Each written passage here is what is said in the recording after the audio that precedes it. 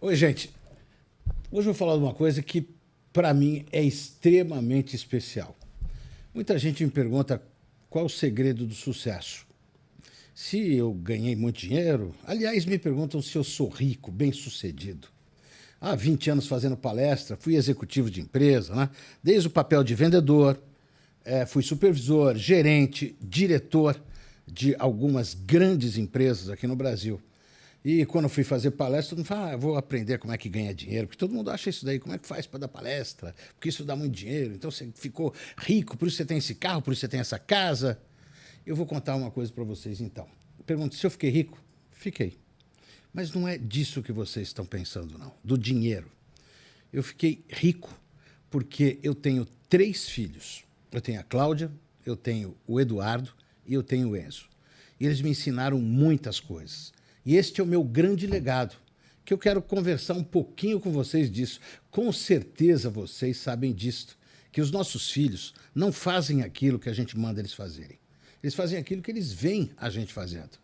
Os nossos pontos fracos precisam ser melhorados a todo momento, porque os nossos filhos estão vendo, não é o nosso chefe, não é o nosso contratante, nossos filhos, que são uma fotografia daquilo que nós estamos espelhando para o mundo e passando para o mundo. Ética, princípios, valores, caráter, tudo isso está alinhado a como nós nos posicionamos.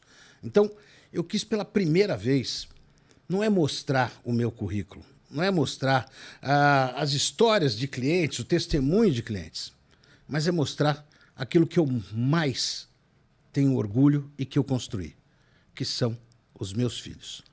Então, quero que vocês conheçam aqui um pouquinho eles. Olha, eu tenho a Cláudia, que é a primeira, aí do primeiro casamento. Ela é uma mestiça, linda, extremamente inteligente e super posicionada na carreira. Hoje, ela é diretora de uma grande, grande companhia. Eu tenho outro filho, do segundo casamento, que é o Eduardo, olho verde, um grande atleta. Como é que ele ia na escola? Ele falava o que é para fazer. É para tirar 7, ele tirava 7. Tinha que tirar 1, ele tirava 1. Eu ainda falava, por que você não estudou para tirar mais? Ele falou, porque não ia aproveitar para o outro ano. Mas extremamente focado. Atleta de alta performance, terceiro dan em taekwondo, medalha de ouro nas Olimpíadas. E outra, né? Campeão sul-americano de taekwondo. Tem pelo menos uns 70 prêmios em competições. E o que ele faz hoje? Hoje ele é sênior de vendas numa grande companhia. E eu tenho, por fim, um outro que é do meu último casamento, o Enzo, que tem agora 11 anos.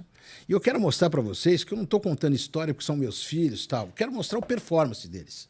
Olha lá, esse aqui é o performance do Eduardo. O Eduardo, que trabalha na Cult Rocks, quartil de 2024, resultado inteiro de 2024, campeão de vendas. Este ano continua batendo recorde em cima de recorde, em cima do conceito de vendas. Ontem, anteontem, foi promovido por alta performance. Esse é o Eduardo, que levou para vendas tudo aquilo que aprendeu no esporte e na vida. Aí eu tenho a Cláudia. Tá lá, ó. Resultado de vendas dela. 154 contratos fechados num período. Enquanto que o segundo lugar, 87. Ela tem uma capacidade de relacionamento, todo mundo gosta dela, é afável. Essa menina fala 3 línguas, conhece quase que o mundo inteiro, viaja pelo mundo, trabalhava em Boston, agora está aqui no Brasil. Enfim, é uma grande, grande empreendedora, mas mais do que isso, uma profissional de ponta, com estudos constantes, assim como o Dudu, que é o esportista. Aí eu tenho o Enzo, e perguntei para ele, né, você vai ser vendedor? Ele falou, não tenho o menor interesse em ser vendedor. E o que eu estou falando para vocês está registrado aqui no meu livro Gestão de Vendas, que eu conto nessa dedicatória que está aqui. Conta essa história que eu estou contando para vocês. Então, o Enzo, ele falou, o que eu gosto mesmo são outras coisas. E ele tirou medalha de ouro, olha aqui, essa daqui é de 2024, e já está participando de Olimpíadas este ano com um posicionamento fantástico, em matemática. O negócio dele é exatas. Ele tem uma capacidade cognitiva absurda. Ele é um cara que consegue resolver problemas de uma forma fantástica. Esses são meus filhos. Então me pergunta se eu tenho sucesso? Claro que eu tenho, é só olhar ali.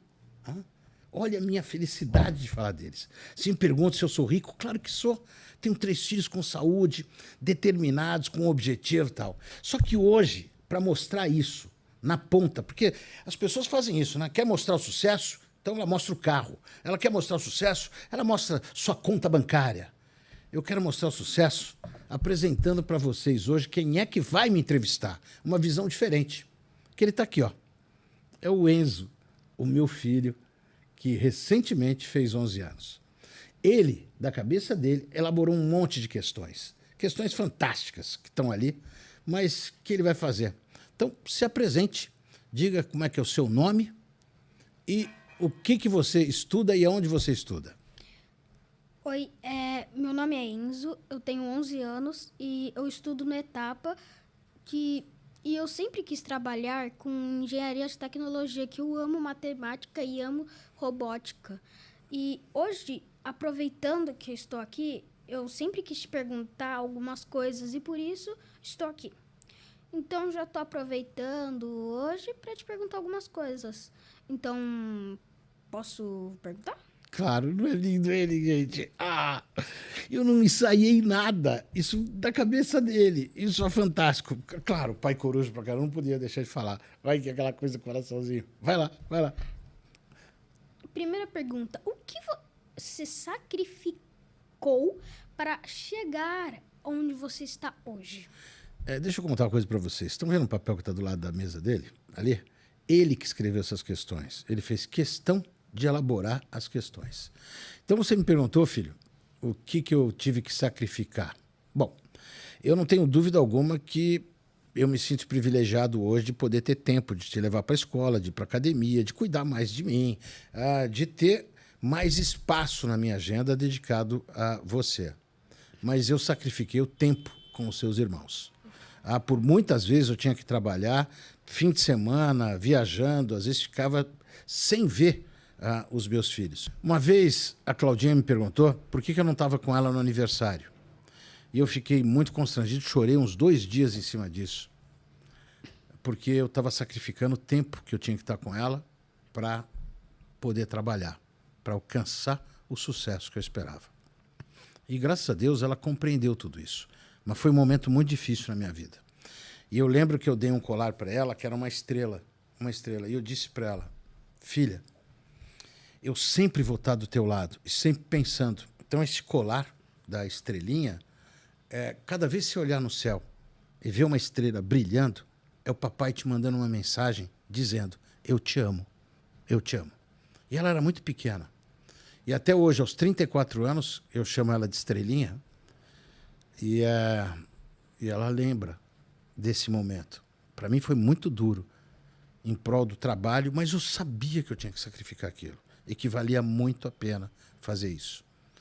Com o Dudu foi a mesma coisa. Às vezes eu saía da minha casa, ia para a casa dele, pegar ele na casa da mãe dele, para levar ele na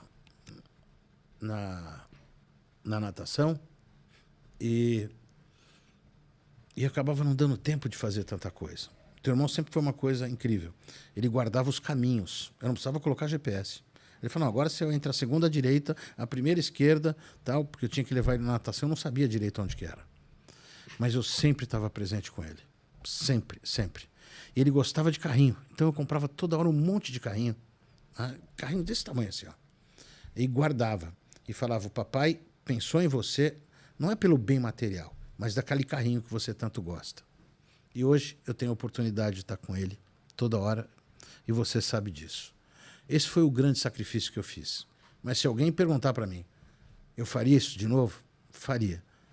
Porque eu aprendi uma coisa, se eu não podia estar muito tempo com eles, e com você também, porque eu viajo ainda, eu tinha que estar fortemente com você, inteiro com você, no tempo que eu tinha com você e assim como eu tinha com eles. Uau! Impressionante. Eu sempre que tive essa curiosidade, porque às vezes você me falava que antigamente você não conseguia passar tempo com eles. Aí bateu essa curiosidade em mim para te perguntar no momento certo. Que pra legal, saber. que legal.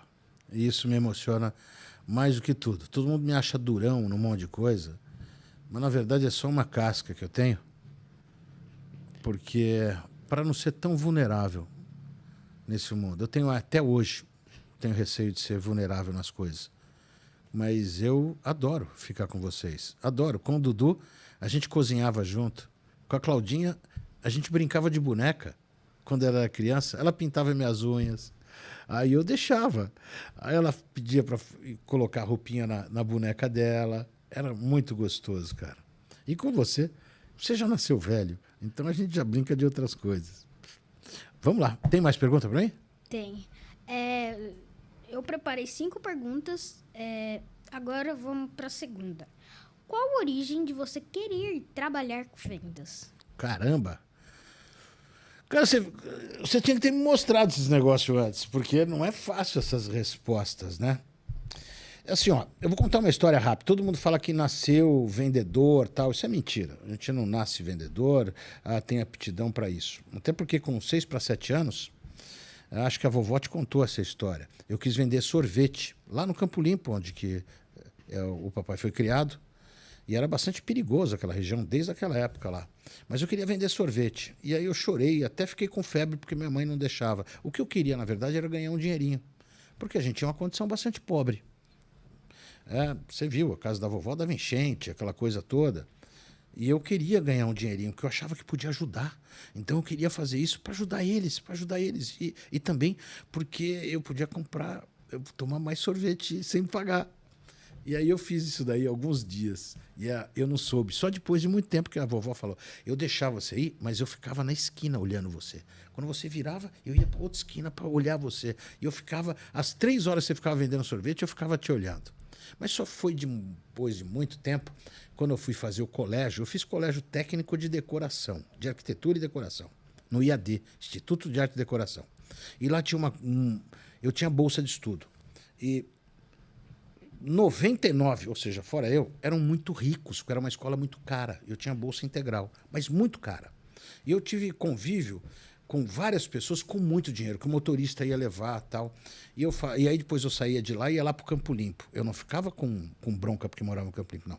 Mas eu falava assim, como é que eu posso fazer para chegar lá?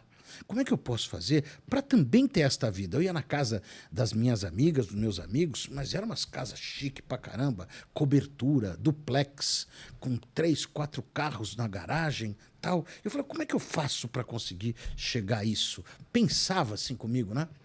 Mas eu sabia que uma coisa que a avó sempre falou, eu tenho o 2º ano primário, mas o que tira um homem de uma condição ruim para uma condição boa é o estudo. Eu nunca parei de estudar, isso foi verdade. Você gostava sempre de estudar? Nunca desgostei de estudar, mas eu sabia, mas não era bava. Mas eu frequentava muito a biblioteca. Na época não tinha Google, era biblioteca. E eu ia para a biblioteca. Eu adorava ir na USP para pesquisar na área de geografia, de física, química, de matemática, as várias lá, de literatura, a ECA, que era de escola, tinha lá um monte de área de dramaturgia que eu ficava olhando, pequeno e tal. Saía da escola e fazia isso. Mas eu falei, cara, o que pode? Aí eu conheci uma moça que o pai dela, Thelma, é isso mesmo? Eu acho que era isso. Que o pai dela tinha uma escola na Avenida Paulista, grande pra caramba, de treinamento. E ele falou assim, você podia ir lá fazer um treinamento comigo? Eu falei, legal. Aí eu fiz um teste de aptidão. Ele falou, você tinha que entrar fazer algum curso de comunicação. Aí eu falei, cara, mas qual? Ele falou, eu tenho vaga aqui para um de vendas. Eu fui fazer o meu primeiro treinamento de vendas, sem saber o que era esse negócio. Aí depois entrei na faculdade, aí trabalhava, óbvio. Trabalhei de auxiliar e tal. Aí eu fui trabalhar, fazer a faculdade. Na faculdade eu precisava de dinheiro. Como é que eu faço para ganhar dinheiro? Com dinheiro. Como é que ganha dinheiro mais rápido sendo competente, estudando muito? Trabalhando. Hein? Vendas. E aí tinha uma vaga na Johnson & Johnson de laboratório. fiz um monte de teste, fui aprovado e comecei a ganhar bem. E eu falei, daqui a pouco eu volto para estudar aquela coisa que eu queria. Eu queria ser médico. Daqui a pouco eu volto. E aí eu comentei bem, e bem, e bem, e bem. Filho, aí eu descobri o seguinte, tem uma frase que as pessoas dizem que você tem que amar aquilo que faz para dar certo. Eu falei, não. Você precisa entender que o caminho que você escolheu está dando certo e aí passar a gostar muito. O amar vem por decorrência de todos os prêmios que você vai ganhar, de todos os êxitos que você vai ganhar. Porque quanto mais êxito, mais palma, mais certificado, mais troféu você ganha, mais entusiasmado você fica e mais você passa a amar aquilo para fazer melhor ainda. E foi assim que eu fui trabalhar com vendas. Uau!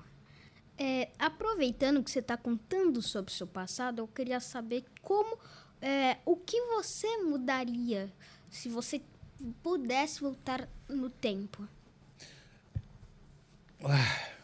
De onde você foi tirar essas coisas assim, moleque? Olha, filho, se eu pudesse voltar lá no tempo e olhar para o futuro, eu diria o seguinte. Eu não mudaria nada. Você sabe por quê? Porque qualquer coisa que eu mudasse da minha vida, inclusive dos meus erros, eu não teria tido a Claudinha, que foi um grande acerto. Eu não teria tido o Dudu, que foi um grande acerto. Eu não teria tido o Enzo, que foi um grande acerto. Se eu pudesse voltar no tempo, eu não mudaria nada. Nada. Porque eu tenho muito mais do que eu imaginava, até no sonho, em ter. Muito mais. Até porque eu me sinto um milionário. Um milionário. Com a vida que eu tenho e com os filhos que eu tenho. Que são 3. E eu me orgulho dos 3 profundamente. Eu não sei quantos pais podem falar que se orgulha genuinamente dos feitos dos seus filhos. Mas eu me orgulho dos 3. Então não mudaria não, filho. O que eu queria ser é menos ansioso. O que eu queria ser é menos irritado. Mas isso eu ainda posso melhorar, porque eu já fui pior. Imagina, eu tinha dislexia, não conseguia falar, gaguejava, e aí eu ficava muito nervoso. Eu roía a unha durante 40 anos. Como é que eu parei de roer a unha? Conta pra eles. Eu fiz uma aposta com ele. Eu falei assim pra ele: se você parar de roer unha, eu também paro. Aí, o que aconteceu? Ele parou. Nunca mais eu botei. Porque prometeu? Tem que cumprir. Isso. E mentira? Nunca. Nunca. Isto, em nenhuma situação. Não pode ter mentira. E se prometeu, tem que cumprir. E o que eu fiz foi cumprir isso com você. Lembra dos exemplos que eu falei, gente? É isto. Nossos filhos fazem aquilo que eles veem a gente fazendo. E não existe mais ou menos nisso. É absoluto. Tem mais pergunta para o pai? Sim. Agora é a última, que eu acho a mais legal, que eu preparei para o final. Peraí, depois eu também vou te fazer pergunta, viu? O que você mais valoriza em seu trabalho? Gente, que enrascada que esse cara me coloca. O que eu mais valorizo? Valorizo. Bom, óbvio que eu faço isso muito mais do que o dinheiro. É o reconhecimento. Eu adoro isso. Eu adoro ensinar. Eu adoro saber que eu movi pessoas. Eu adoro saber como uma vez eu estava lá em Nova York, e um cara do outro lado da rua, eu ia atravessar para ir para a igreja St. Patrick, que tem lá. E aí, na hora que eu fui atravessar, professor Tomanini. E o cara veio correndo com a esposa e um filho pequeno. E aí vira para a esposa, falou: nossa, que emoção em te encontrar, posso te dar um abraço? O cara me deu um abraço. E ainda falou assim para a mulher dele: este professor mudou a minha vida. Eu sou muito agradecido a ele pelas porradas que ele me deu e fez eu entender e olhar o mundo de uma forma diferente. Assim como eu já tive gente da mesma sala que falou: aquilo que ele falou é ridículo, e foi embora. O que é legal é que eu vejo que a maioria das vezes os vitoriosos fazem isso e têm a humildade. Mas não foi só lá. Foi lá, não. Foi de uma empregada que tinha em casa e que eu entusiasmava ela, e ela me mandou um recado faz um ano, falando: seu Cláudio, muito obrigado pelo apoio que o senhor me deu. Hoje eu sou uma advogada com OAB, criei as 2 filhas, uma é dentista, a outra é médica, estudou em federal, e o senhor foi o grande entusiasta para que eu entendesse que estudo era fundamental, que eu podia muito mais, que eu não precisava ficar lotada na minha vida, que eu achava que era o normal, que era o que Deus tinha me reservado. Na verdade, ele tinha me reservado muito mais, eu que não escutava ele. Então, isto é transformador para mim, filha. Às vezes, tem pessoas que acham que os professores te dão bronca, te corrigem só para você passar vergonha na frente da sala, mas não, eles querem o seu bem para você aprender mais. Não tenho dúvida alguma. É que hoje nós estamos num mundo muito chato com um monte de coisa. As pessoas estão milindradas, as pessoas estão... não sei o quê, porque o cara foi falar e tal.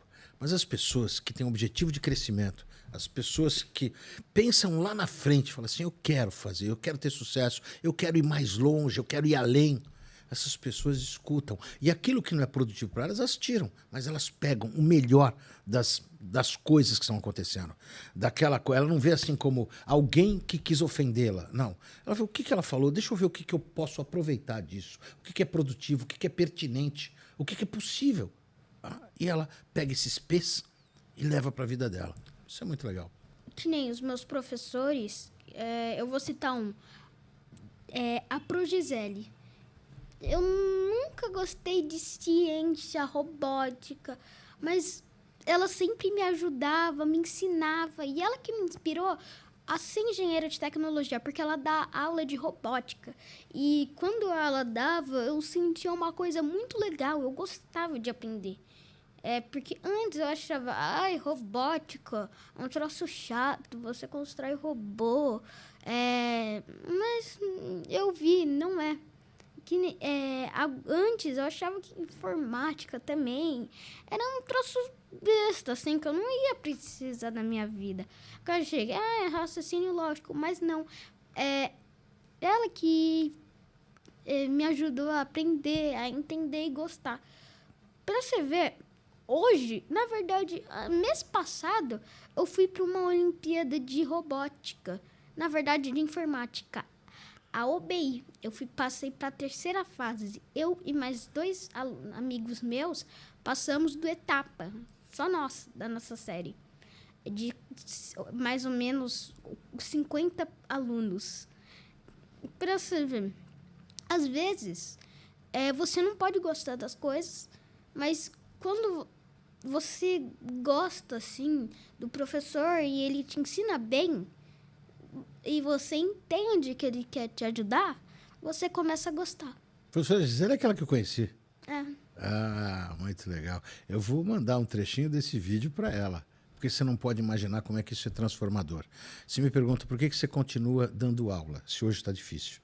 Eu falei, porque pode ter 50, mas vai ter 2, 3, 4 que você vai fazer a grande diferença. E essa grande diferença faz com que possa ter mais 100 que não é legal, mas que vai ter mais 4 que são e que faz a diferença. E eu tenho certeza que a professora Gisele entende e acredita nisso. Tanto que transformou essa cabecinha linda que você tem. Muito legal.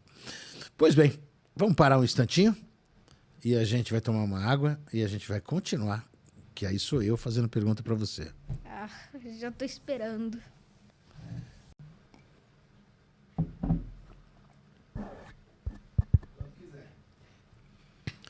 Agora está uma moda absurda de querer colocar os profissionais em quadrante. Então, ao invés de dar um feedback, hoje chama reunião one-on-one, a gente vai fazer a avaliação de desempenho, usa a metodologia do SWOT Análise para fazer, tem o DISC, o MBTI, tem vários aí. Mas, na verdade, nós todos adoramos o feedback. Aí todo mundo fala de feedback construtivo. Ok, depende de como é que você vai encarar. Na verdade, eu preciso saber o seguinte, o que eu tenho de forte e o que eu posso melhorar. E eu resolvi fazer, não pelo MBTI, não pelo DISC, mas de perguntar para esse carinha aqui, ó. o Enzo. Enzo, uma das coisas que eu mais adoro em você é a tua sinceridade. Você é muito claro. E você não fala a coisa magoando, de uma forma pejorativa. Se alguém está perguntando assim, você acha que ele vai saber o que é pejorativo? Sim, sabe. Ele usa uma linguagem, o coloquial dele é fora da curva. Mas vamos lá. Eu queria saber do papai, que você falasse assim, papai, duas coisas. Como é que você me vê como profissional? Assim, meu ponto forte e o que eu posso melhorar? E depois como pai, meu ponto forte e o que eu posso melhorar? O de profissional, eu acho que você é muito dedicado sobre o que você faz e com o que você faz. E de ponto fraco, eu acho que você não tem muita paciência com pessoa que é meio estúpida e com não muita cognição, assim, que não tem um palavreado muito certo, que nem fala perca em vez de perda. Mesmo em vez de mesmo, essas coisas. Meu Deus do céu, eu não vou nem comentar sobre isso aqui, cara. Nem comentar. E que mais de... Mas você falou só dois. O que mais de ponto forte, ponto de melhoria profissionalmente? Profissionalmente, eu vejo que você é muito empenhado no que você faz, você não desiste facilmente. Que nem a mãe, que nem ela tem um dom absurdo para desenhar pessoas. Ela consegue fazer realista, muito realista. Só que ela não quis seguir, porque desistiu, achou que não ia conseguir, aí parou. Já o pai, desde o começo, ele sempre seguiu, não importa o que fosse, ele seguia, continuava. Mesmo se fosse qualquer pessoa xingando, falando, você não vai conseguir, você não consegue. Ele tentou, e fez o que fosse para conseguir. E fiz? Fez. Realizei? Realizou. Tem uma vida confortável? Tem. Você não vai poder falar na terapia lá na frente que... Fui uma criança que não tive as coisas, eu sofri. Você não vai poder falar isso? Não vou poder mesmo. E de ponto fraco, ele é muito irritado, mas tem um porém. Ele é irritado porque ele tem medo, porque ele já sofreu bastante na infância. Porque ele sofria bullying, porque ele era um menor. Aí eu falava, não, tampinha... Ele levava murro de gente... Ele tinha, 12 anos, levava soco de pessoa com 16, 17. Ele mesmo me falou que, do mesmo jeito, ele podia xingar ele, chamar ele de bicha. Ele falava, tudo bem, sou bicha, tudo mais. E falava, eu duvido você vai pular do rio. Se não você é bicha. Ele, então eu sou bicha. Sem dúvida. Eu não entrava naquelas provocações que a gente vê hoje, tanta gente se dando mal. Eu duvido que você vai fazer aquilo. Eu duvido que você atravessa a rua com o carro passando. Eu duvido. Eu sempre pensei o seguinte, é muito idiota, porque deixa o cara falar o que quiser. Né? É exatamente isso. Sim, e ele usa... ele é irritado porque ele usa isso a seu favor para se proteger. Aí você pensa, ele é muito esquentadinho, às vezes ele é grosso para falar. Não, é uma forma dele se comunicar porque é o jeito dele. Legal. Agora fala tudo isso aí, eu quero saber. Você falou como profissional, mas e como pai? Qual que é o meu ponto forte, os meus pontos fortes e quais são os meus pontos que eu devo melhorar? Os pontos fortes é que você sempre brincou comigo, sempre me deu atenção. Quando eu não conseguia resolver alguma coisa, eu tinha dificuldade na escola, você lá ia parar o que estava fazendo para me ajudar. Sempre me ajudava em prova que eu estava com dificuldade de aprender. Que nem teve uma prova de história que eu não sabia as coisas, tudo mais, que eu não estava conseguindo entender. Aí ele foi lá, parou o que ele estava fazendo, foi lá, me ajudou e tirei 10. Que legal, fico feliz. E de ponto fraco, deixa eu ver. Pior que eu não sei não, porque como pai ele faz perfeitamente. Muito obrigado, filho. Mas não é verdade. É verdade. Você esquentadinha. Eu pego no teu pé pra tudo. Pega. Não é isso? Vai ser meio Dá pra negociar? Tem que escovar o dente? Porque no mundo profissional acontece isso. Não Tem dá gente que o higiênico não quer fazer ou quer procrastinar. Tem coisa que dá pra negociar, mas tem coisa que não. O que é procrastinar, você sabe? Não faço a mínima ideia. Não, eu te conto. É deixar pra depois. Deixar pra depois. Deixar. O pai gosta de deixar as coisas pra depois? Não. Não, tem que fazer, acontecer. Não é isso que eu falo pra você? Não fica com preguiça. Deixa... É claro. Faz tudo claro. e tira da frente. Bom, filho, muito obrigado por esse bate-papo nesse podcast. Totalmente diferente.